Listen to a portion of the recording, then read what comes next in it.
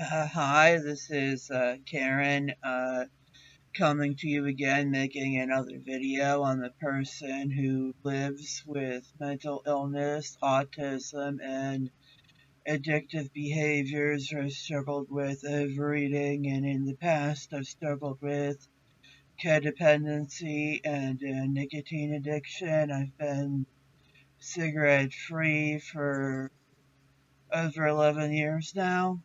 Uh, I make videos on this channel that teach life skills for people that struggle with their mental health, Christian faith-based life skills. And today's video is about using godly recovery resources. You might see my cat here a lot. He's particularly hyper tonight. So the first thing I'm going to talk about is I've mentioned in a lot of videos that I use the King James Version Bible for most everything, and I wanted to explain that because a lot of people don't understand that type of thing. They don't like, a lot of people don't like the authorized King James Version because it's over 400 years old. It uses pronouns like ye and thou and thine and thee that aren't typically used anymore. It has verbs that end with a th, and it has a lot of uncommon, unusual words like countenance and lasciviousness and superfluity, and so some people think that the more modern versions are better, and I understand why they think that. The main reason I use the King James only is because of the reliability of the ancient manuscripts used for translation. I want to talk to you about the Alexandrian manuscripts and about Codex B. The Alexandrian manuscripts, they were discovered in 1844 at St. Catherine's Greek Orthodox Church Monastery Library.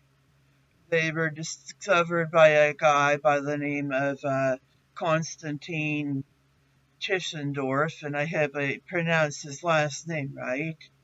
And he actually found them in the garbage can where they were going to be burned before he took them out of there and saved them. So the Alexandrian manuscripts also have other names. They are called the Egyptian manuscripts, Codex Aleph, which Aleph is the first letter of the Hebrew alphabet, and Codex Sinaiticus.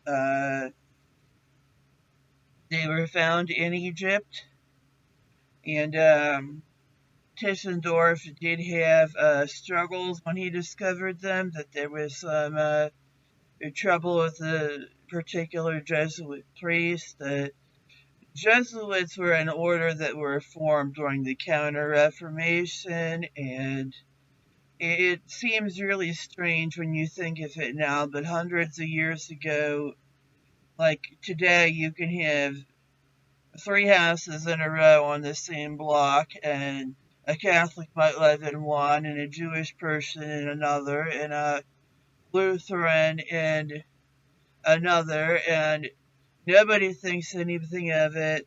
It doesn't bother anybody, and nobody cares. But hundreds of years ago, those three groups of people did not get along at all. So, uh, Codex B is also called Codex Vaticanus. Uh, I'm using the name Codex B because it rolls off the tongue a little easier. Uh, the first known reference to it was in The year 1475 was when it was first mentioned in the Vatican Library catalog. It was most likely uh, centuries older than 1475. That's pretty much agreed upon.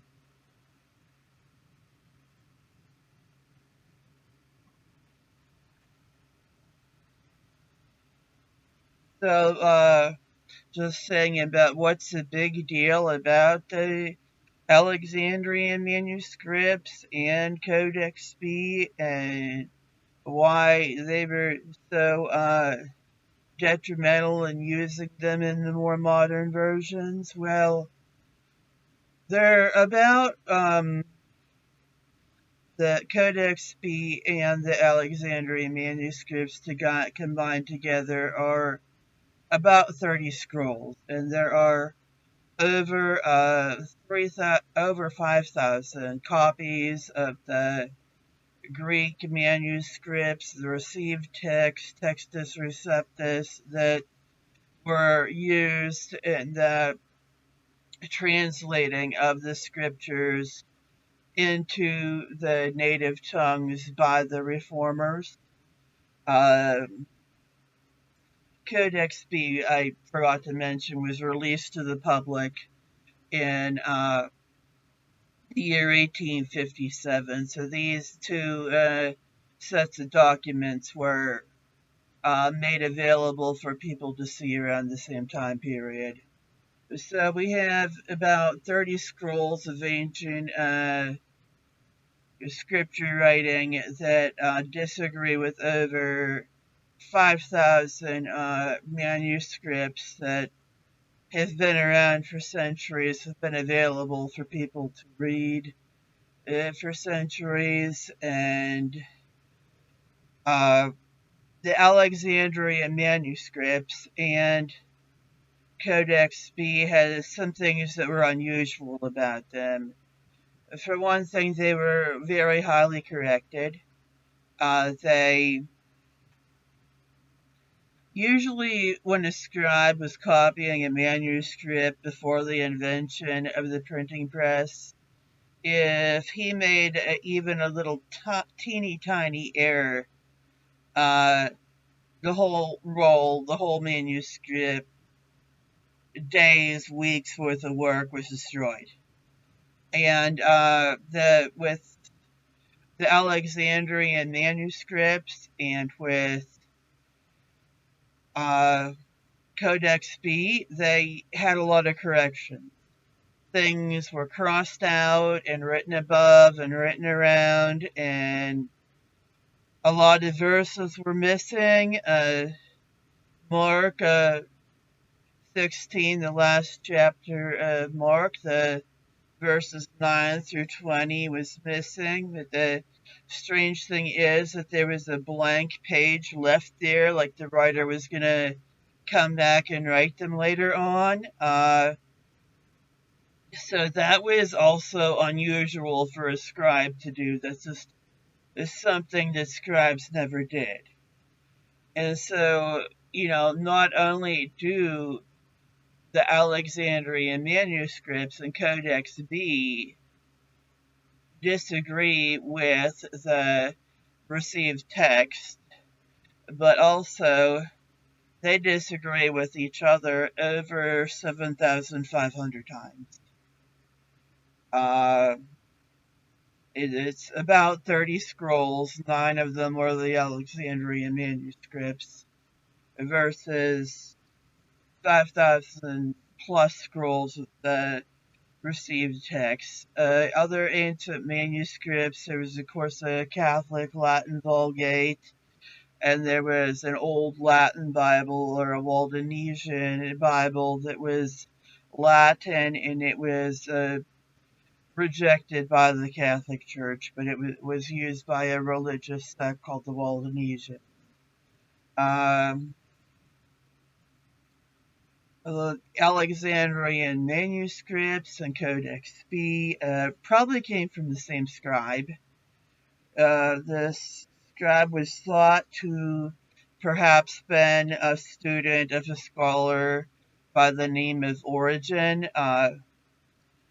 Origen was an Egyptian scholar who taught things on Christianity, but he is considered a heretic because his belief was that everybody would eventually go to heaven, including Satan himself, and so almost everybody agrees that to be heresy.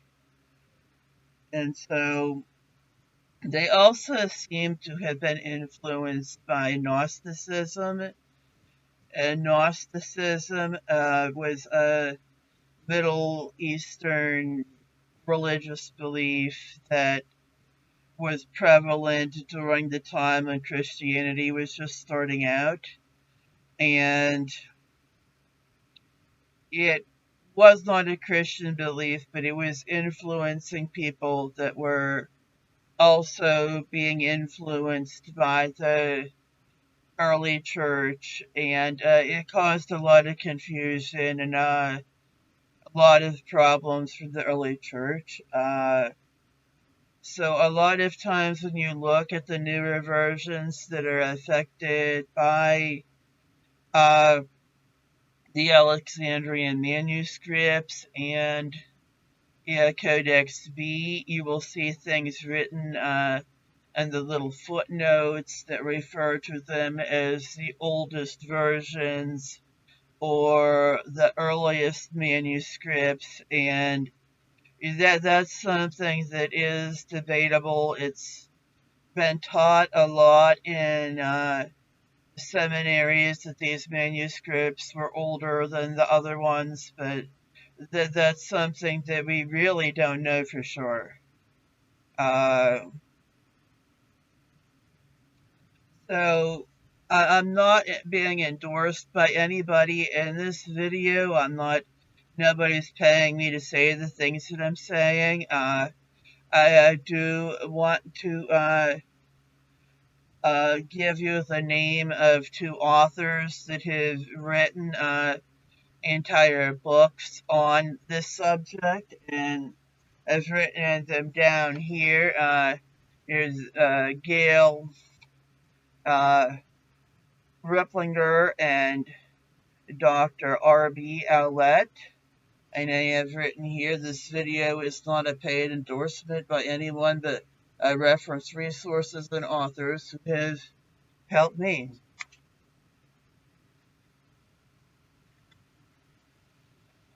So as far as Bibles go, with recovery Bibles, there's a number of them that were written to help people to overcome addictions, and I just want to say that addictions include overeating, undereating, codependency, gambling, compulsive shopping, sexual addiction, hoarding. Addictions are not just drug and alcohol, they include drug and alcohol, but a lot of people, including sometimes people in churches, think that their struggles aren't as serious, which they are serious to God, or that they are somehow better than somebody comes into the church that struggles with alcoholism and drug addiction. And even if what you struggle with is more socially acceptable, it doesn't mean that you're somehow better than them, or that you're not as bad off as somebody who has a less acceptable addiction like drug and alcohol. Uh, what God looks at as being serious and what man looks at as being serious are two different things, and it's really sad when somebody comes to the church and they're honestly trying to get sober and they have people looking down on them. So That's something I wanted to say. Uh, two recovery Bibles that are available in the King James Version are the Life Recovery Bible, which is also available in the New Living Translation. So you have to make sure if you're buying it that you're buying the translation that you want. And the Reformers Unanimous Bible. The Life Recovery Bible is a 12-step Bible, and it has a lot of good helps and insight. And the Reformers Unanimous Bible it has less helps and it's inexpensive, but it's the Bible that I turn to when I am hurting the most because it has helps of things written whenever you're feeling suicidal and Bible verses whenever you're having suicidal thoughts. And so it has really been an aid for me, even though I don't use it every day. Now, what I would recommend too is that if you're going to buy a Bible, that if you don't have a study Bible, that you would buy the study Bible before you buy a recovery Bible. It would come in a lot more helpful to you. Most King James Version of study Bibles cost about $50, brand new.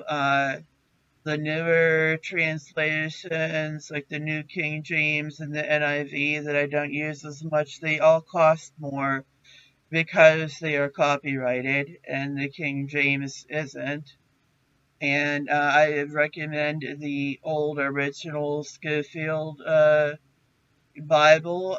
There are more than one version of the Scofield, and you want the original one. Or I also recommend the Jake's Annotated Reference Bible. Uh, I just want to also say with any Bible, it's the Bible that's divinely inspired and not the helps.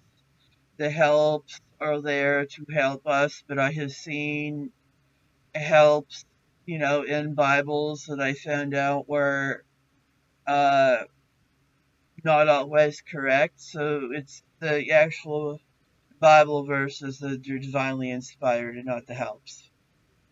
Uh, there is other Christian recovery literature that I'm going to talk about. There are specific devotionals written for people that struggle with specific things like such as addictive behaviors. There's a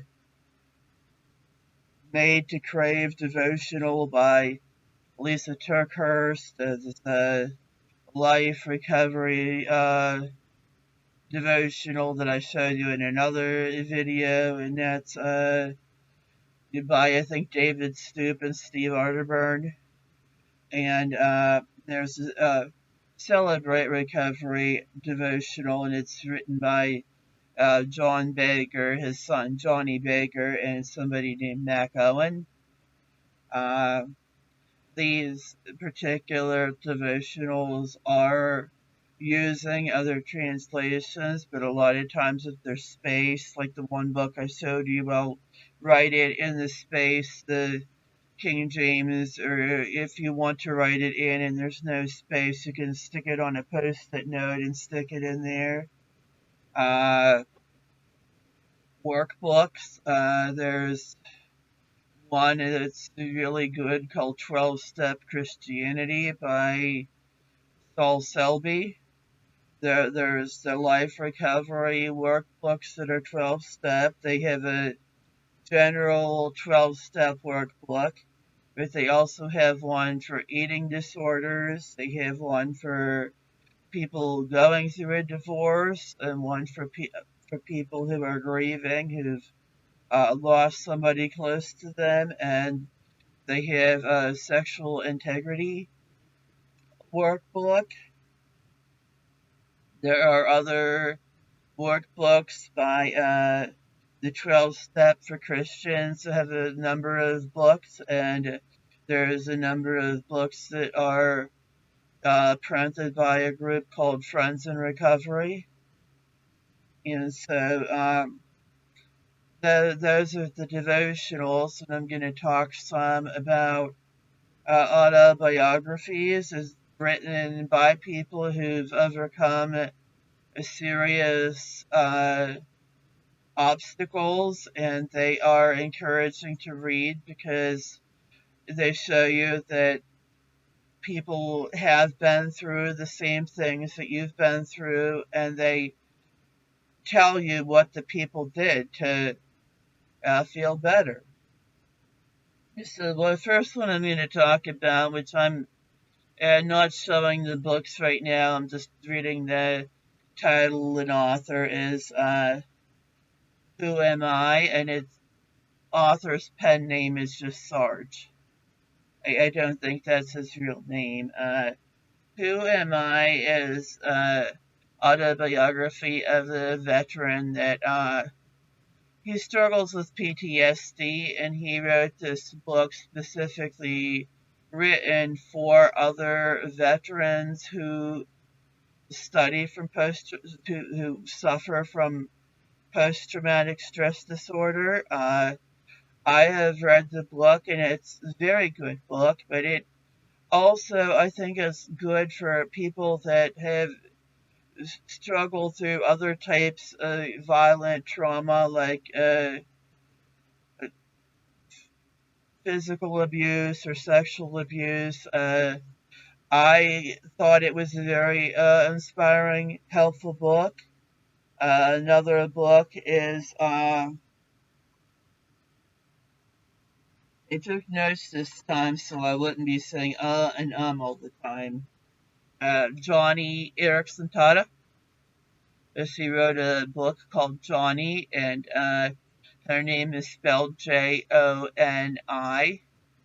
and she is quadriplegic. She's been a quadriplegic since she was a teenager, and a lot of what she writes about is her struggles that she's had lifelong with depression because of her limitations, and her struggles that she had at one time with suicidal thoughts, and she didn't want to live, but being a quadriplegic, she was not able to uh, commit suicide, and she just was in a deep depression, but she overcame a lot of the stuff she deals with. She still sometimes has trouble with depression, but I mean, she started a charity called Johnny and Friends for people with disabilities, and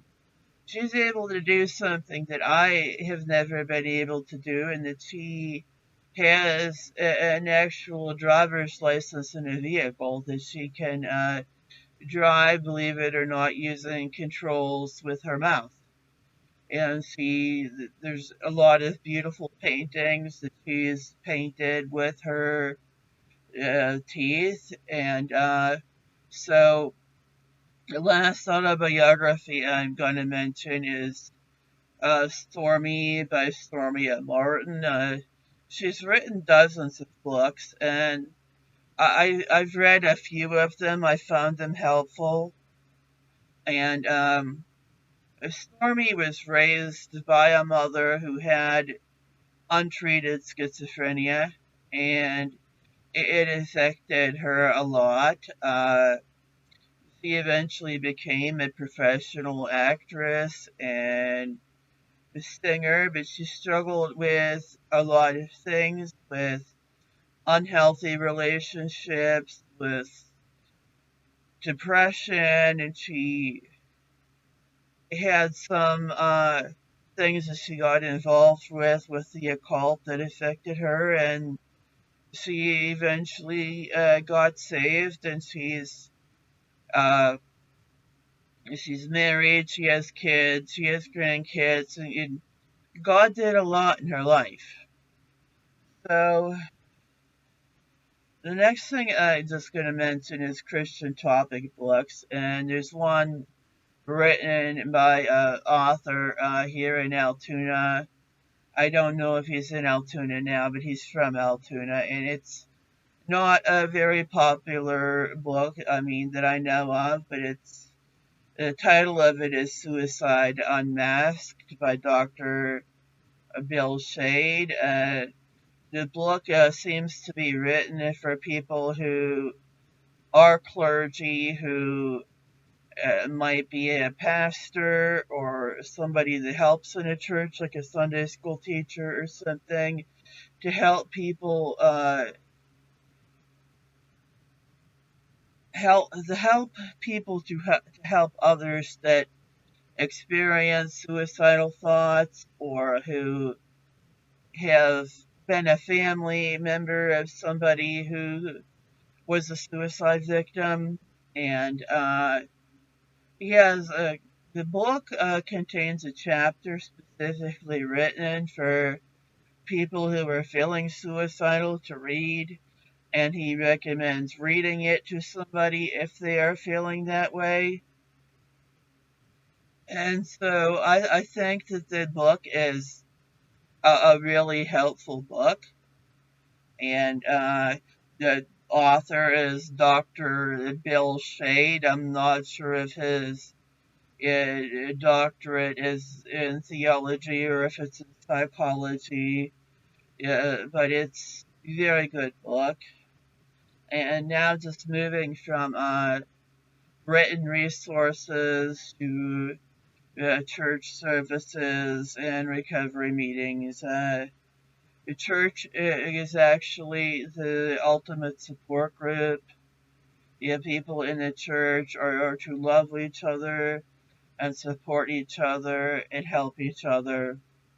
Regular attendance in church is something that is commanded in the Bible and is important. Uh, Choosing a church, you want a church that it preaches the gospel that salvation is through grace by faith, not of works, that you're not saved by baptism, that you're not saved by anything that you do or any work you do, or that you're not saved through sacraments, but that you have trusted God by faith and confessed that you were a sinner and accepted Him and made Him the Lord of your life. And that's just what the gospel is, to believe on the Lord Jesus Christ and to uh, choose Him to lead you. In choosing a church, one thing that you want is a pastor that searches the word himself and writes his own sermons, because there are churches where the pastors will go online and order sermons that they haven't specifically written themselves, and that's not how it's supposed to be. Pastors, according to the Bible, the qualification is that he be a husband of one wife and that he have his family life in order, because if he can't manage his own family, that he can't manage a church, and that he be somebody who is not a new Christian and is not given to what the King James calls filthy lucre, which means money, and is not somebody who gets drunk all the time. And so, looking also for a church with people of a variety of ages, and that one of the things important to me is that the church understands mental health, and I'm not saying that every church I've gone to has understood it completely, or that the church that I'm going to now always understands it. They try, and they aren't against me taking medication, and they don't believe that people with mental illnesses like schizophrenia or autism have the disorders because of demons, or that they need demons cast out of them and then they'll be okay, or that they don't need the medications. I mean, I've known people that believe that sincerely seem to love the Lord, and they aren't bad people. They aren't bad Christians. They just don't have an understanding of what mental illness actually is.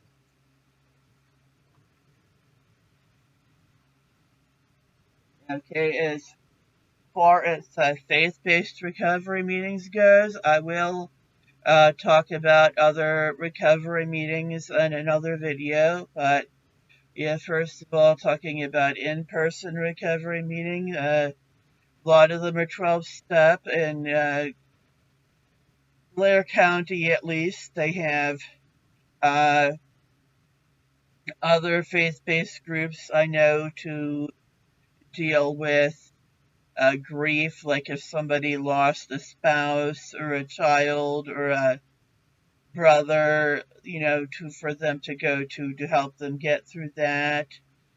And I bring my Bible with me whenever I go, and I tell people what I believe, but I'm not pushy about it.